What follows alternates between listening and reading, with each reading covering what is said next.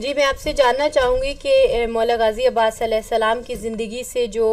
Inspirational جو aspects ہیں ان کی زندگی کے جو آپ کو متاثر کن لگتے ہیں، اوبویسلی ان کی ذات پوری ہی متاثر کن ہے، لیکن ظاہرہ آپ بھی اہل علم ہیں، آپ کا تعلق علم سے ہے، تو جب ہم ان شخصیات کو پڑھتے ہیں تو کچھ چیزیں ہمیں بڑی انسپائرنگ لگتی ہیں، تو وہ کیا آپ کو محسوس ہوتی ہیں کہ وہ کون سے فیکٹرز ہیں جنہوں نے آپ کو انسپائر کیا ہو، جنہیں آپ ان کی زندگی سے درس کے طور پہ لے سکتے ہوں؟ بالکل ایسی ہے معصومین علیہ الصلوۃ والسلام کے اس خانوادے عزت و طہارت کے خانوادے کے اتحامی کا ہر فرد اپنی جگہ پہ ایسی واقعی خصوصیات اپنی جگہ رکھتا ہے کہ جس سے رہتی دنیا تک کے لیے اقدار اور ویلیوز اور ایسی صفات و خصوصیات واقع دی جا سکتی ہیں کہ جو ایک انسان کی زندگی کو اور ایک معاشرے کی زندگی کو مکمل بدل سکتا ہے۔ مولانا ابوالفضل عباس کی زندگی پہ اگر ہم نگاہ کریں تو زیارت نامے کے اندر خود ابوالفضل عباس کے زیارت نامے کے اندر یہ جو الفاظ آئے کہ السلام علیک ایھا العبد الصالح المطیع للہ ولرسولہ ولامیر المؤمنین والحسن والحسین صلی اللہ علیہ وسلم، ان الفاظ کے اوپر اگر ہم غور کریں کہ خاص برجستہ خصوصیت مولانا ابوالفضل عباس کی اطاعت ہمیں بتائی جا رہی ہے۔ خود زیارت نامے کے ذریعے سے ہمیں سکھایا جا رہا ہے کہ خود عباس کی شخصیت کے اندر اطاعت کا پہلو اپنے زمانے کے ولی کے سامنے، جس کے اندر مثال کے طور پہ خود رسول اللہ کی مثال بھی، امیر المومنین مثال ہے، خود امام حسن کی مثال ہے، اور سید الشہداء کی مثال میں تو وہ اطاعت کی اوج ہم نے کربلا کے معرکے کے اندر دیکھی کہ اگر کوئی شخص اپنے ولی کے مقابلے میں اطاعت سیکھنا چاہے تو وہ سیرت ہمیں ابوالفضل عباس مولانا عباس کی سیرت کے اندر ملتی ہے۔ اس کے علاوہ کچھ دیکھیں، کچھ صفات ایسی ہیں کہ مثلا وفا کی صفت وہ مولانا ابوالفضل عباس کے ساتھ خاص ہو چکی ہے، یعنی کہ اس وقت واقعا جو لوگ دین کا مطالعہ رکھتے ہیں، جو ان شخصیات کا مطالعہ رکھتے ہیں، چاہے شیعہ ہو یا سنی ہو، وفا کے نام کے ساتھ ابوالفضل عباس کا نام جڑ گیا ہے۔ جہیں وفا کا تذکرہ آتا ہے ذہنوں میں ایک شخصیت برجستہ ہو کے ابھرتی ہے، تو خود اس صفت کا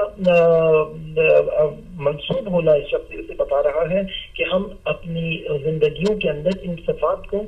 اس حد تک اس قدر شامل کریں کہ ہمارا تعارف اقدار کے ساتھ ہو جائے، ہمارا تعارف ان ویلیوز کے ساتھ ہو جائے کہ واقعا اگر جیسے ہم آج بھی کہتے ہیں کہ ہم اپنا خون کا آخری قطرہ بھی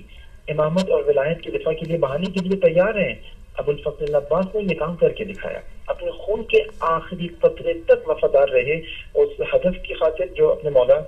کے ہدف کو لے کر آگے چل رہے۔ تو اطاعت کے اندر بھی ایسی ہے کہ حتیٰ کربلا کی اس تصویر مارکے کے اندر بہت کم کلام ہمیں مولا عباس سے ملتا ہے، جو کتابیں مولا عباس کے حوالے سے لکھی بھی گئی ہیں، تو ہم دیکھتے ہیں مولا عباس نے کلام بہت کم کیا ہے، بہت کم بولے ہیں، فقط اپنے آقا اور اپنے مولا کی اطاعت کی ہے، جو سنا سماعتن و طاعتن، جو سنا اس کے اوپر عمل کیا، اپنی طرف سے اپنی خواہشات اور اپنی ان ساری چیزوں کو ولایت اور امامت کے تحت قرار دیا۔ اور تیسری بہت برجستہ خصوصیت جو تیسری اور جو میں چاہوں گا کہ اس کو آپ کے خدمت بیان کروں، وہ بصیرت تھی کہ کس طریقے سے بصیرت کا مظاہرہ کیا ہے، چونکہ مولا ابوالفضل عباس کی کربلا کی جنگ بہت معروف ہے اور کربلا کے اندر کردار بہت معروف ہے، لیکن اس سے پہلے کی زندگی میں بھی اسی جوانی میں، چونکہ کربلا میں کی سن مبارک جو روایات کے اندر آتی ہے تقریباً 35 سے 36 سال بتائی جاتی ہے، لیکن جنگ صفین کے اندر بھی ابوالفضل عباس کا کردار ہے، اور امیر المومنین کے ساتھ بھی جو حکومت کا زمانہ تھا اس میں بھی مولا ابوالفضل عباس کا کردار ہے، اور اس کے اندر بصیرت کا مظاہرہ، اور حتیٰ کربلا کے مارکے میں امان نامے کو ٹھکرانا اپنے سمے جو مولا نے شبر کو جواب دیا تھا کہ جب وہ امان نامہ لے کر آیا تھا کہ شبر کو ایسا دندان شکن جواب دے کے واپس بھیجا کہ اس کو امید کیا کہ تم مجھے یہ پیشکش نہیں کر سکتے، اس وقت اس بصیرت کا مظاہرہ کیا، اور اس میں بھی اس قدر مطیع تھے کہ حتیٰ اس جواب دینے میں بھی انہوں نے سید الشہداء کی اجازت پہلے طلب کری۔ تو اطاعت، وفا اور بصیرت، یہ تین صفات مولانا ابوالفضل عباس کی اگر ایک جسم اپنی خود تہذیب نفس اور اپنی خود سازی کے اندر شامل کرنا چاہے اور اس کو لینا چاہے تو مولانا ابوالفضل عباس کی ان چیزوں سے